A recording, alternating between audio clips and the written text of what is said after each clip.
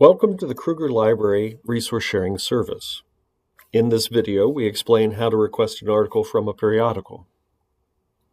Within resource sharing, when we ask another library to scan and send an article, it is called document delivery. You may find references to articles in many places. A common place to look would be a library database. To select a library database, click on the Databases tab, then browse by subject or title. Within library databases, some articles are full text, while others are not. For those that are not, click on the Find It button. If we happen to have the full text, the Find It system will take you to it. If we do not have access to the full text, our resource sharing system will ask you to sign in with your store ID. Once you have done that, click on the resource sharing link to open a request form.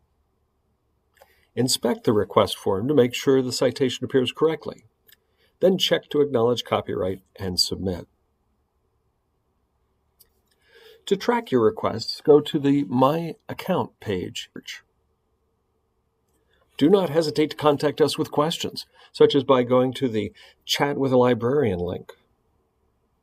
You can also send questions to library@winona.edu.